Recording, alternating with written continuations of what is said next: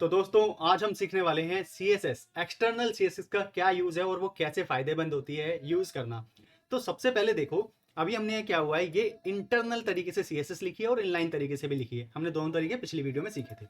अब मैं ये कह रहा हूं कि मुझे ये जानना है कि यार एक्सटर्नल CSS का फायदा क्या होने वाला है। देख अभी क्या हो रहा है कि मैंने इस index.html में ये स्टाइल यूज करा है और इसको अपने इधर एलिमेंट्स में यूज कर लिया है। करेक्ट।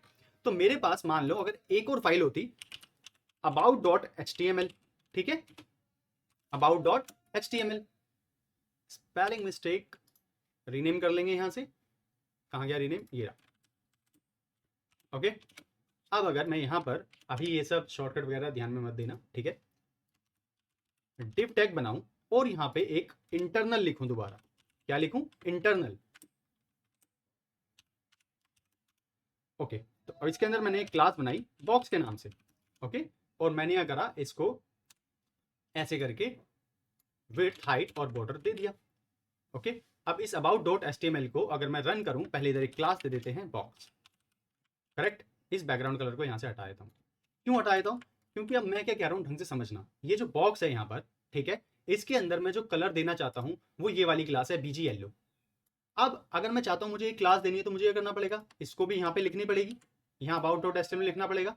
तो मैंने क्या करा, अपने ही कोड को रिपीट कर दिया। पहले मैं एक ही फाइल में इनलाइन में रिपीट कर रहा था, तो मेरे जो प्रॉब्लम सॉल्व करी किसने करी, इंटरनल CSS ने। जैसे हम पहले यहाँ पे लिख रहे थे ना, तो मैंने इंटरनल में लिखा तो बार बार यहाँ नहीं लिखना पड़ा, हर लाइन में नहीं लिखना पड़ा, तो मेरी प्रॉब्लम सॉल्व हो गई।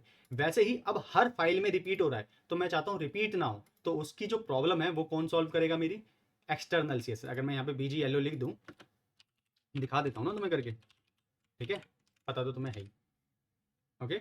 मैं क्या करता हूँ, यहाँ से इसको भी बड़ा कर देता हूँ, तो यहाँ पर ये BG येलो आपको दिख गई, यहाँ पे BG येलो लग चुका है।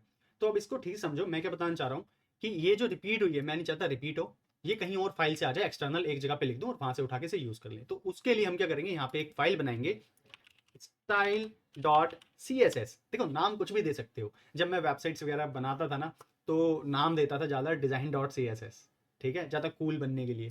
कुछ भी नाम दे सकते हो, बट ऐसा नहीं है, नाम रेलिवेंट होना चाहिए। अगर मैं डिज़ाइन भी देता था तो रेलिवेंट होता था, ठीक है। और मैं यहाँ पे एक पर्टिकुलर सिंगल पेज वेबसाइट की बात कर रहा हूँ जहाँ पे एक ही CSS से काम हो जाता था, ठीक है। तो मैंने क्या करा, style.css को नाम दिया है। अब इसके अंदर मैंने जैसे आपको बताया कि ये जो BG येलो है, ये पूरा का पूरा इसको कॉपी कर लेता हूँ यहाँ से, ठीक है, इसके अंदर डाल देता हूँ।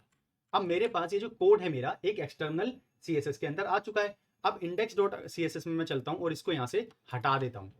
जैसे ही मैं इसको यहाँ से हटाऊंगा, पहली चीज, जैसे ही मैं इसको यहाँ से हटाऊंगा तो ये चलना बंद हो जाएगा। करेक्ट। इसको ओपन विद लाइव सर्वर करते हैं, यहाँ पे देखो, इसको भी अपना थोड़ा छोटा कर लेते हैं, ठीक है। अब जैसे ही मैंने इसको यहाँ से हटाया, ये चलना बंद हो गया। करेक्ट। एक कोई भी CSS दिख नहीं रही, क्यों?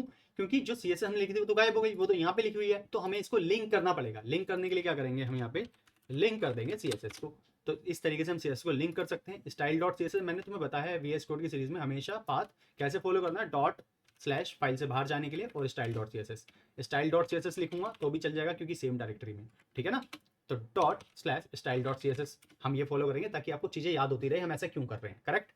अब मैं जैसे ही करता हूँ, देखो चल गया। क्यों? क्योंकि सारी क्लासेज अब इसको यहाँ से मिल गई। तो हमने करा क्या, एक फाइल में जाके अपना कोड लिखिए और वहां से हम सब कुछ एक्सेस कर पा रहे हैं। अब इस about.html के अंदर देखो, ये जो स्टाइल लिखी हुई है, करेक्ट। अब मुझे यहाँ पर भी वो चाहिए, लेकिन ये जो बॉक्स है ये यहाँ पे नहीं है, ठीक है। तो मैं क्या करूँगा, इस बॉक्स को यहाँ से कट करता हूँ, यहाँ आता हूँ और बॉक्स में यहाँ लिख देता हूँ। ये भी बाहर चली गया, दोबारा मुझे बॉक्स बनाना होगा तो मैं यहाँ पे कर सकता हूँ। इस about.html में आया, इसको भी यहाँ से हटाया। अब यहाँ पे हमें क्या करना है, लिंक करनी है CSS, ठीक है, डॉट स्लैश, हो गया लिंक। अब यहाँ पे about.html पेज देखना है, ओपन विद लाइव सर्वर, ये देखो येलो कलर भी यहाँ आ गया और हमें अपनी CSS रिपीट नहीं करनी पड़ी है। कितनी खूबसूरती है इस एक्सटर्नल CSS में, एक बार काम कर दिया और अपना काम बार बार रिपीट होते जा रहा है, ठीक है। मजे कर रहे हैं अब हमें कुछ भी रिपीट नहीं करना पड़ रहा। अगर ऐसे कितनी भी हम फाइल बनाएं, कितनी भी फाइल बनाएं, ठीक है, तो उन सब में जो इधर style.css लिखी हुई है इसको हम बार बार रीयूज कर सकते हैं, अपना कोड रिपीट नहीं करना पड़ेगा। होप आपको अच्छे से क्लियर हो गया होगा। इसकी अच्छे से प्रैक्टिस करो, 2-3 ऐसे ही और फाइलें बनाओ और करो, इधर उधर खेल के देखो इसके साथ। जो भी मैंने अभी 2-4 चीजें प्रॉपर्टी हमने पढ़ी हैं, बैकग्राउंड कलर, वेट, हाइट, देखो सीएसएस के अंदर कुछ चीजें ऐसी होती हैं जो नाम से पता चल जाती हैं, तो मैं नहीं समझता कि उनके लिए स्पेसिफिक तुम्हें बताऊं देखो विड्थ से विड्थ दी जाती है तो ये बेवकूफी होगी, हाइट से हाइट दी जाती है, बैकग्राउंड कलर का काम है बैकग्राउंड में कलर कर देना, नहीं।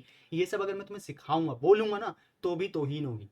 बात समझ रहे हो? ये सब अंडरस्टैंडिंग। अगर मैं कोई प्रॉपर्टी ऐसे लिख रहा हूँ फॉर एग्जांपल फॉन्ट साइज, तो मुझे पता है कि फॉन्ट साइज की बात हो रही है, तो बेसिक्स है। लेकिन जब हम कुछ ऐसी प्रॉपर्टी लिखेंगे for example display inline block, तो इसमें थोड़ी समझने में दिक्कत हो सकती है, ये क्या है, पोजीशन एब्सोल्यूट ये क्या है, फ्लैक्स जस्टिफाई सेंटर, ऐसी चीजों में प्रॉब्लम्स हो सकती है आपको। तो उन चीजों को हम इलेबोरेट करके पढ़ेंगे, डिटेल में पढ़ेंगे, पर साथ साथ प्रोजेक्ट बनाएंगे। हम प्रोजेक्ट बनाते बनाते जिस चीज की जरूरत होगी वो सीखते जाएंगे। अगले वीडियो से तैयार हो प्रोजेक्ट पे काम करने के लिए, अपनी वेबसाइट बनाने के लिए। आज के लिए इतना ही, बाय बाय।